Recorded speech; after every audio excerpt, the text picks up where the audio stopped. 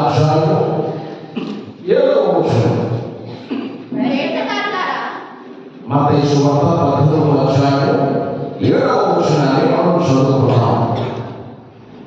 అభ్యంతరం వలన లోకమునకు శ్రమ, అభ్యంతరము రాకము కానీ ఎవరి వలన అభ్యంతరం వచ్చునో ఆ మనుషునికి శ్రమ. దయచేసి అందరి మాట్లాడుతూ పలకండి. అభ్యంతరం వలన లోకమునకు శ్రమ, అభ్యంతరములు రాకము కానీ ఎవరి వలన అభ్యంతరం వచ్చునో ఆ మనుషునికి శ్రమ. దేవుని వాక్యాన్ని ధ్యానించాం. 2026 సంవత్సరంలో మనం ప్రవేశించాం. 2026 సంవత్సరంలో మనం ప్రవేశించడానికి కారణం మనం ఆరాధించే దేవుడు. స్తోత్రం చెప్పండి. కారణమండి మరి ఆ దేవుడి సన్నిధికి రావడానికి 2025లో ఎన్నో రకాల అభ్యంతరాలు మనం చెప్పుకుంటూ వచ్చాం. ఎన్నో రకాల ఆటంకాలు మనం కల్పించుకుంటూ వచ్చాం. ఏమా దేవుడి సన్నిధికి రాలేదమ్మనంటే, అయ్యా రాలేకపోయానయ్యా, అయ్యా తిరిగి లేకుండా పోయిందయ్యా, లేకపోతే అదయ్యా ఇదయ్యా అని ఎన్నో రకాల కారణాలు చెబుతూ ఎన్నో రకాల అభ్యంతరాలు చెబుతూ మనం ఉన్నాం. కానీ 2021 సంవత్సరంలో అట్లా నీకు జీవితం ఉండకూడదు, అభ్యంతరము చెప్పకూడదు. ఈ లోకంలో దేవుని సన్నిధి కంటే దేవుని కంటే ముఖ్యమైనది ఏది లేదు. స్తోత్రం చెప్పండి. దేవుని కంటే దేవుని సన్నిధి కంటే ముఖ్యమైనది ఈ లోకంలో లేనే లేదు. దేవునికి మనం ప్రాధాన్యత ఇవ్వవలసిన వారమే. అభ్యంతరాలు వస్తాయి, వాటిని అధిగమించాలి. అభ్యంతరం ఎవరెవరు వస్తుందో వాటికి శ్రమ అని బైబిల్ సాధిస్తుంది. మాస్టర్ గారు ఎందుకు అభ్యంతరం చెప్పకూడదు, ఎందుకు అభ్యంతరం చెప్పకూడదు అని అంటే, దేవుడిని నిన్ను ప్రేమించి ఈ 2026 సంవత్సరం ఇచ్చాడు. దయచేసి ఆ మాట మనం చదువుకుందాం. దయచేసి ఆ మాట మన నూతన సంవత్సరం సందర్భంగా ఈ మాటలు మేము పరిచయం చేస్తున్నటువంటి సంవత్సరం. నిర్మకాండం 12వ అధ్యాయము 2వ వచనం చదువుకుందాం. ఈ నెల మీకు మొదటిది, నెలలో ఈ నెల మీకు మొదటిది, ఇది మీ సంవత్సరమునకు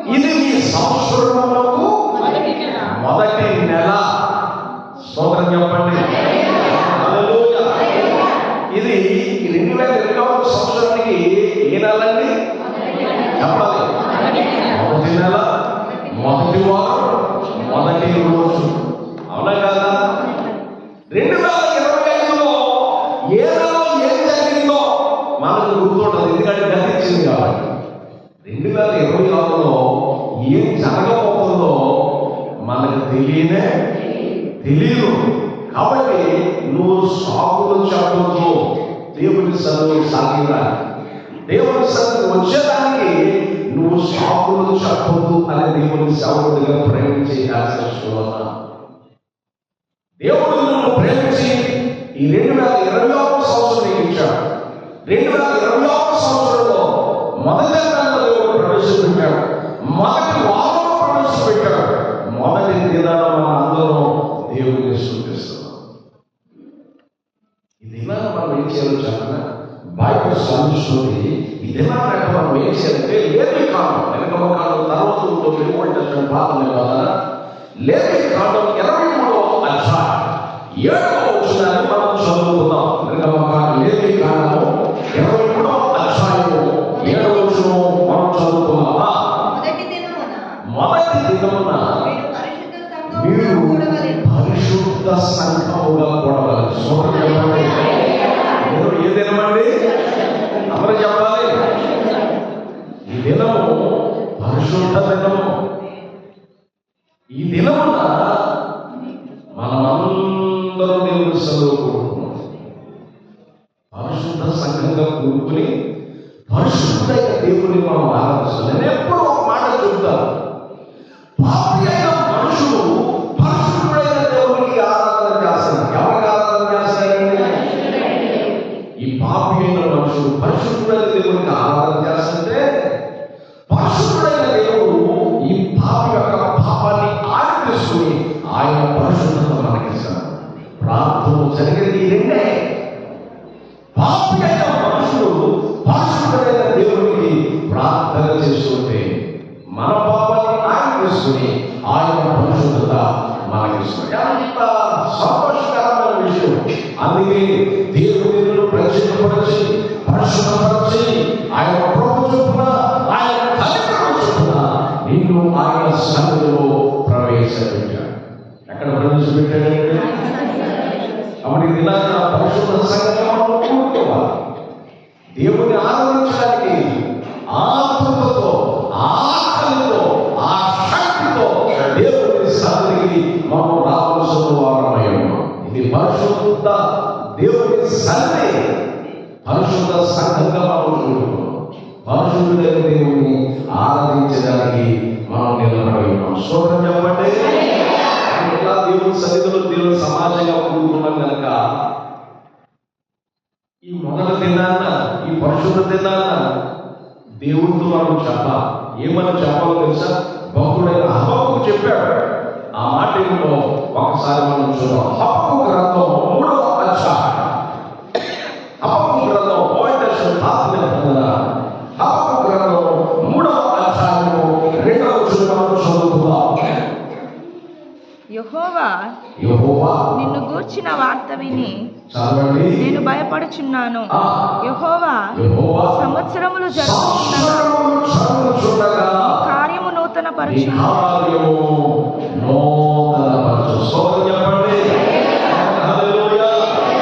ఏమని ప్రార్థన చేయలేదు దేవుని సన్నిధిలో? దేవునికి ఏమని చెప్పాలండి? అయ్యా నా జీవితంలో మరొక సంవత్సరం ఇచ్చావు. సంవత్సరం జరుగుతుంది. ఏమన్నారు? చెప్పండి గట్టిగా. సంవత్సరం ఏమవుతుంది? జరుగుతుంది. సంవత్సరము జరుగుతుండగా నీ కార్యము నా జీవితంలో నూతన పరచు. నా బిడ్డల జీవితంలో నూతన పరచు. మా బిడ్డల భవిష్యత్తు విషయంలో నూతన పరచు. నూతన కార్యాలు చేయి. నూతన కృప అనుగ్రహించు. నూతన దర్శనం అనుగ్రహించు. నూతన ఉద్దేశాలు మా పట్లలో కలిగి ఉండాలి అని దేవుని సన్నిధిలో మనం ప్రార్థించాలి. హబక్కూకు అంటున్నాడు, అయ్యా అంజూరపు చెట్లు పూయలేదు, ద్రాక్ష చెట్లు ఫలింపలేకపోయి ఉన్న ఆశంతా పోయింది. యోబుకి ఎక్కడ జరిగిందో కొన్ని విషయాలు హబక్కూకు కూడా అలాగే జరిగాయి. కానీ యెహోవా ఇచ్చాడు, యెహోవా తీసుకున్నదని దేవుడిని స్తుతించాడు హబక్కూకు. స్తోత్రం చెప్పండి. హల్లెలూయా. దేవుని ఎప్పుడైతే అట్లా స్తుతించాడు హబక్కూకు, నాకు భావము ధరింపచేయువాడు ఆయనే, నా కాళ్ళను లేని కాళ్ళని తయారు చేయని అతను పాడతాడు. వాక్యం సాధిస్తుంది. సంవత్సరం చదువుతుండగా నా జీవితంలో నీ కార్యాన్ని నూతన పరచు. స్తోత్రం చెప్పండి. హల్లెలూయా. అప్పుడు విషయంలో నూతన పరచయ్యా. సంగరాత్రి సంచులు చెప్పారు, పాతలు గతించిపోతాయి. ఏం గతించిపోతాయి? సంవత్సరంలో నూతనమైన అట్లా అని చెప్పేసి గత 25 సంవత్సరాలు అప్పులన్నీ పోతాయి అనుకోవాలి. స్తోత్రం చెప్పండి. బాధ్యతలు అప్పులు తీసుకున్నారు. మీరు ఎవరైనా వచ్చి అడిగితే పాపం గతించాలి అన్నాడేమో పాస్టర్ గారు కాబట్టి మీ నోట్లు 4 తీసుకున్నా కూడా 10 కాబట్టి పో అని ఆయన కాంగ్రెస్. స్తోత్రం చెప్పండి. ఎవరికి బాధ చేసింది? ఎవరు ఈ మాట చెప్పింది? అసలు మీరు అంటారు జాగ్రత్త జాగ్రత్త. ఇక్కడ కాస్త బుర్రగా ఉపయోగించాలి. స్తోత్రం చెప్పండి. చెప్తూ ఉంటారు కదా, అమ్మా దేవుడికి రాత్రించిన వాగ్దానాన్ని ఎందుకంటే ప్రార్థన చేయమంటే వాగ్దానం పైకి ఎప్పుడుగా ప్రార్థన చేస్తుంది. మనం తీర్థ రావడం స్తోత్రం చెప్పండి. అర్థం ఏంటంటే దేవుడే వాగ్దానం ఇచ్చాడు. ఆ వాగ్దానం 1-4 సార్లు ఉచ్చరించి ప్రార్థన చేయి. అది నేను చెప్పా. అంతేగాని రెక్కలు నిప్పట్టేదాకా ఇంటిపట్టి ప్రార్థన చెప్పాడు. ఇంటికి అలాగానే ప్రత్యక్షమైంది. ప్రభాతి దోష ప్రభాత వాగ్దానం నిలబట్టి ప్రార్థన చేయమని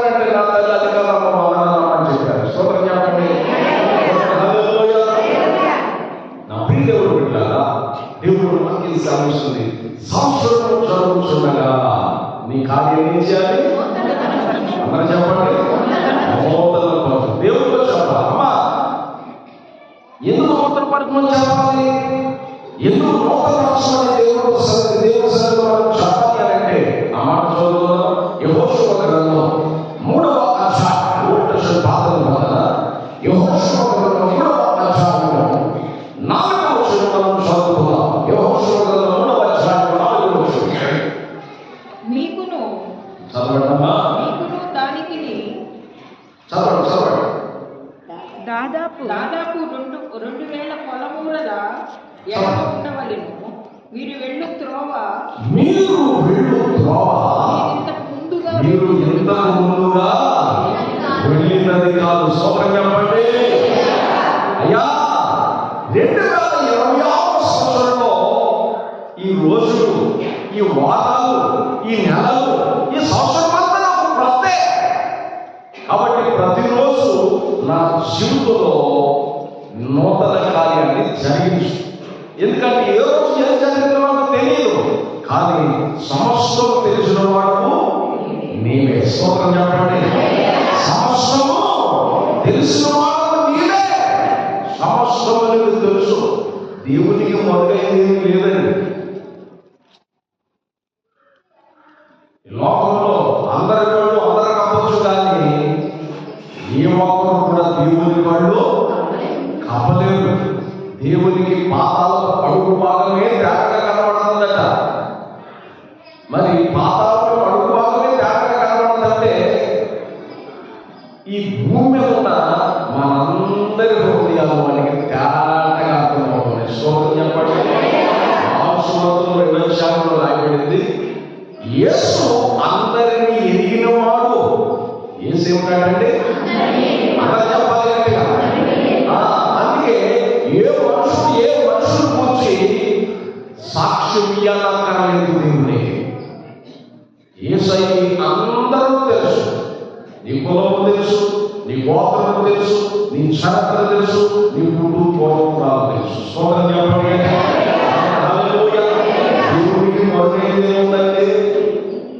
మనం ఇక్కడ కనబడతాం, ఇక్కడే ఉంటాం, కానీ మనసు ఎక్కడికో పోతాం. అవునా? దేవుడికి తెలియదంటారా? దేవుడికి ఆ విషయం జ్ఞాపకం ఉండదంటారా? దేవుడు కూడా దేవుని వాక్యం సాధిస్తున్న మాటలు ఆలోచించారు. ఈ మాట ఆలోచించారు.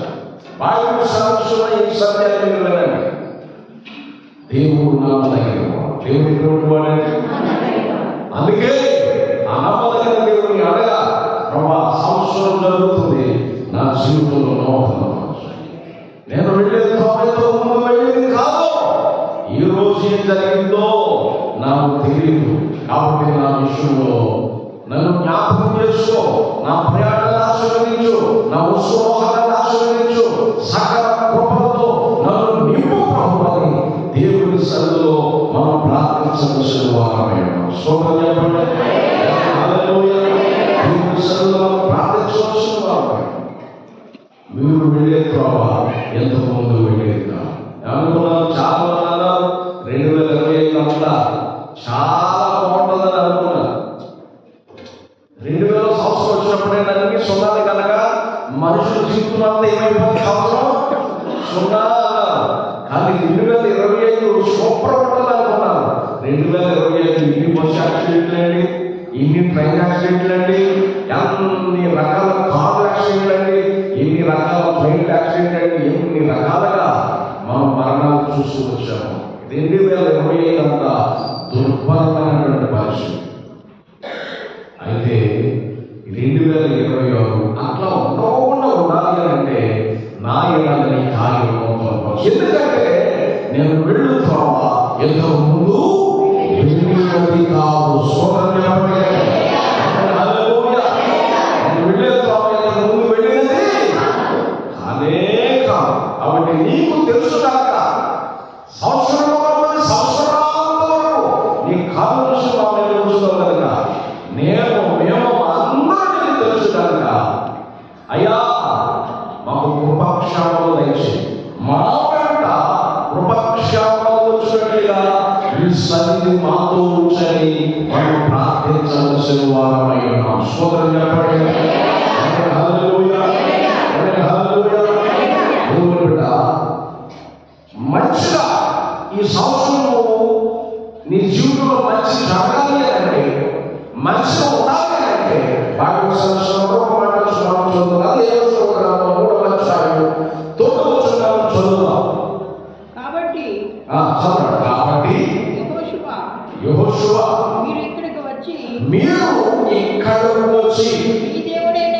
మీ దేవుడైన యెహోవా మాటలు యెహోవా మాటలు వినుడని వినుడని ఇశ్రాయేలుకు ఆజ్ఞాపించి ఇశ్రాయేలుకు ఆజ్ఞాపించు. స్తోత్రం చెప్పండి.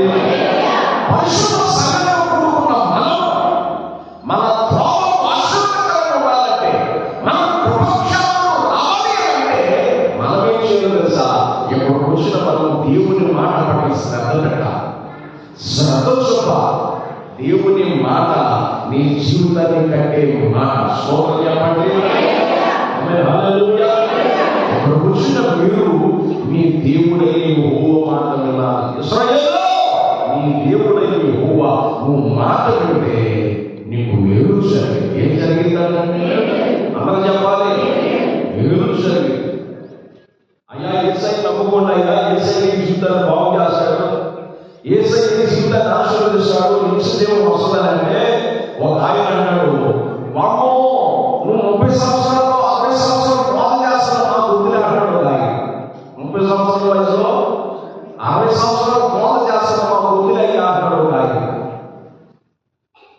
రక్షణ పొందుదాం, యేసులో గొప్పడే, యేసులో మంచోడే, పొందుదాం అనుకుంటూ కాలయాపన చేస్తారు. ఆయనకి 40 ఏళ్ళు అంటే ఇంకా రక్షణ పొందడానికి టైం ఉన్నారు. స్తోత్రం చెప్పండి.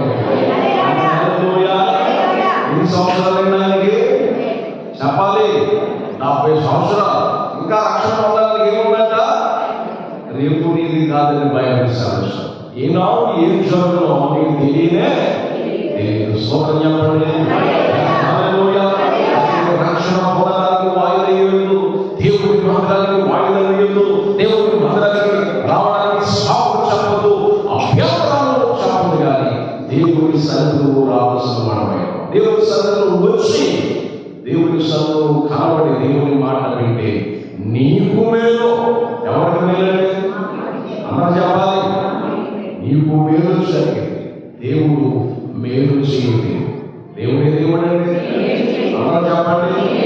దేవుడు మేలు చేయడు. చక్కటి పాట విన్నాం రాత్రి. ఏమున్నది? మేలు చేయక అందరు ఇక్కడ ఉన్నదా? మేలు చేయక ఆవలించినట్టు అన్నట్టు ఉన్నది మాట. స్తోత్రం చెప్పండి. మీకున్న భారం మాకు ఉంటది కదా, మీకున్న నిద్ర పడలేక మాకు ఉంటది కదా.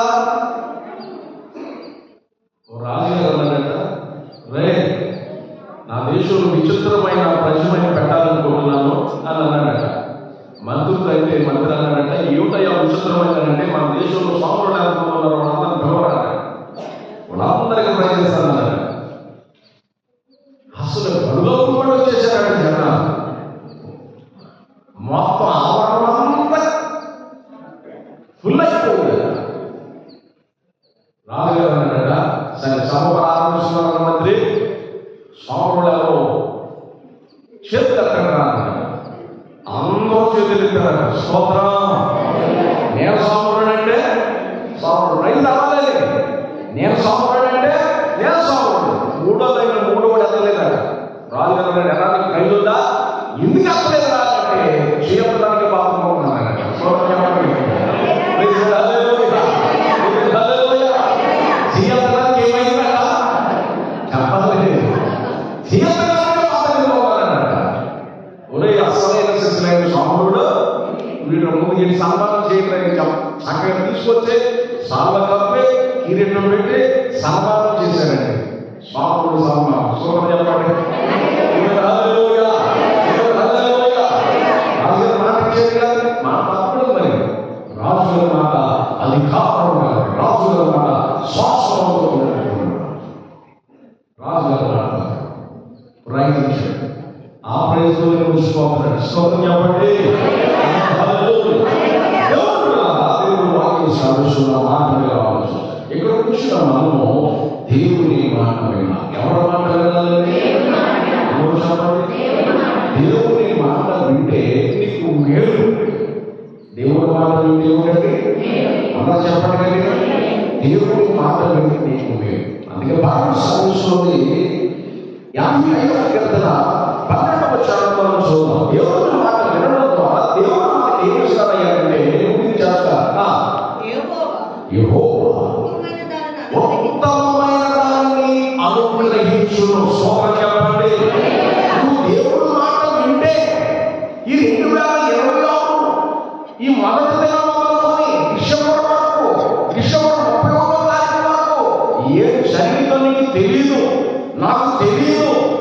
కానీ దేవుని మాట వింటే దేవుడట ఉత్తమమైనది ప్రతిరోజు ఇస్తాడట, ఉత్తమమైనది ప్రతిరోజు నీకు చేస్తాడట, ఉత్తమమైనది దేవుడు నీకు అనుగ్రహిస్తాడట. స్తోత్రం చెప్పండి.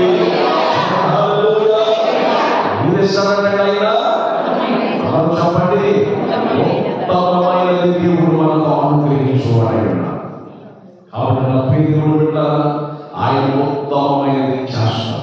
ఏం చేస్తాడండి ఆయన? దేవుడు ఉత్తమమైనది చేస్తాడు, లాభకరమైనది చేస్తాడు, మేలుకరమైనది చేస్తాడు.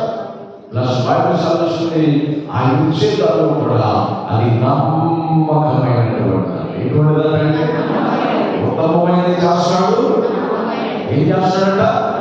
నమ్మకమైనది చేస్తాడు. ఎంత మంచిది. అందుకే దేవుని మాట మనం వినవలసిన వారు. ఎవరి మాట వినాలి? దేవుని మాట మనం వినాలి.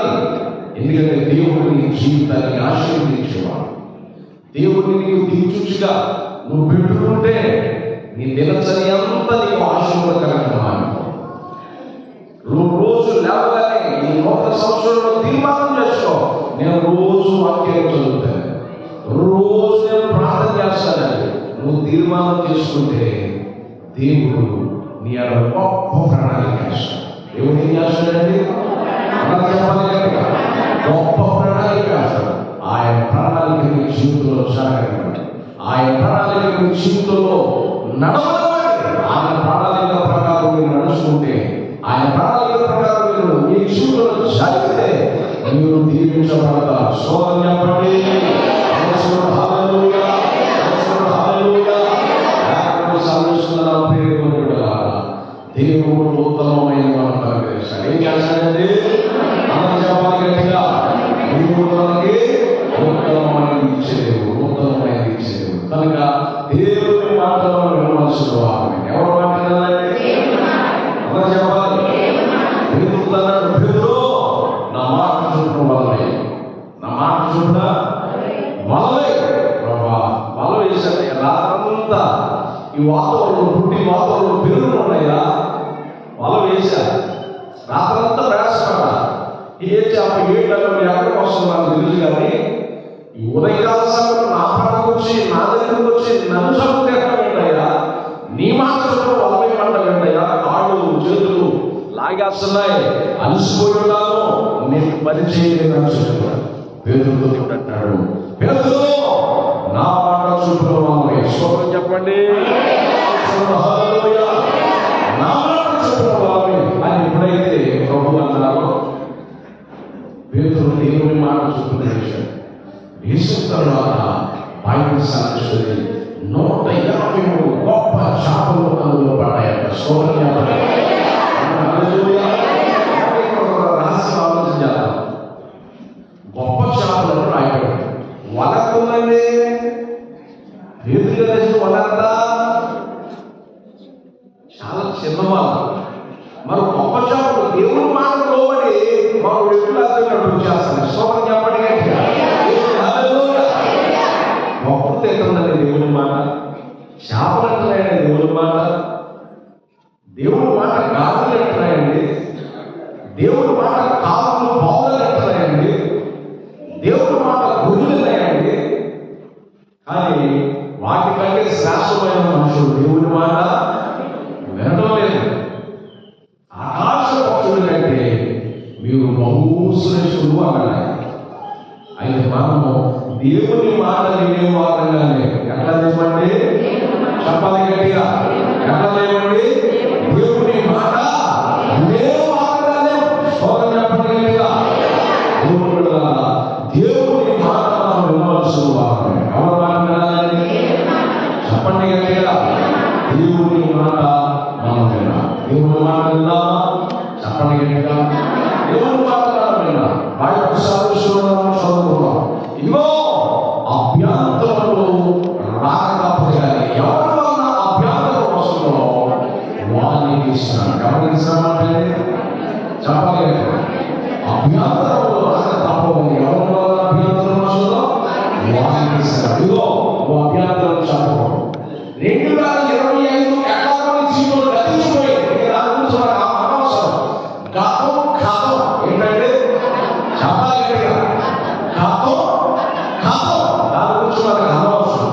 ఈ 2026లో అయ్యా నేను నీ సన్నిధిలో సాగడానికి అభ్యంతరం శాపం ఆటంకాలు వచ్చినా నేను అధిగమిస్తాను.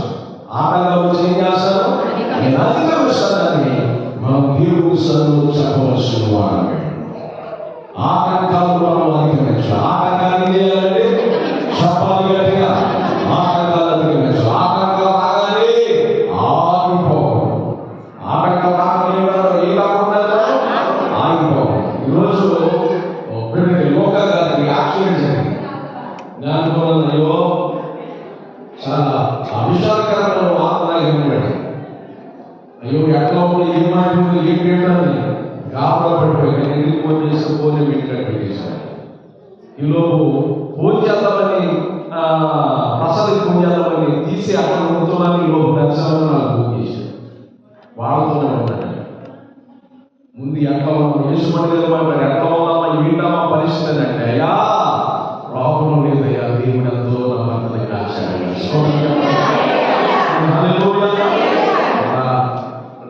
కారు ఉద్దేశింది, రోడ్డు దాకా వేసింది, చేతులు పాటు చేతులు కొట్టుకుపోయాడు. అయినప్పటికీ దేవుడు మందిరానికి వచ్చాడు. స్వరం చెప్పండి. అది ఆటంకాన్ని అధిగమించాలి. నూతన సంవత్సరంలో దేవుడు నీ పట్ల ఏదో ప్రణాళిక వెళ్ళిపోతున్నాడు. అది జరగనివ్వకుండా మందిరానికి రాకుండా ఎన్నో ఆటంకాలు కలిగేస్తాడు.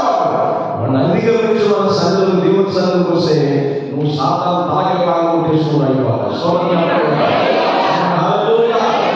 సాతాను తాగి ఏమైపోతాడు? అభ్యర్థులను అధిగమిస్తే నువ్వు సాతాను యొక్క తలను చుట్టకొట్టిన వాడు అవుతావు. సాతానుని కాలం వేసుకుని తొక్కినటువంటి వాడు ఉంటావు.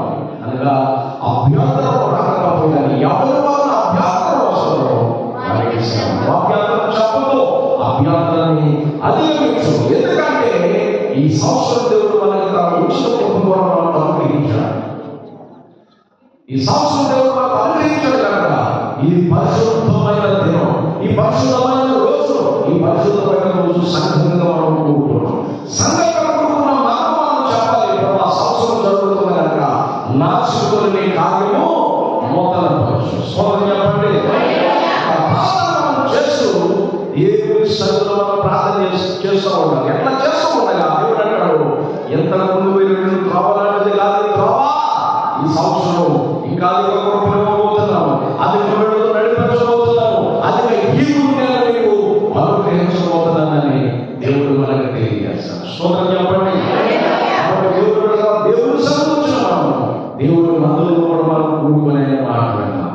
ఆయన మాట్లాడడం ద్వారా ఆయన ఉత్తమమైన అనుగ్రహిస్తాడు. ఏం ఇస్తాడండి? అందరూ చెప్పాలి.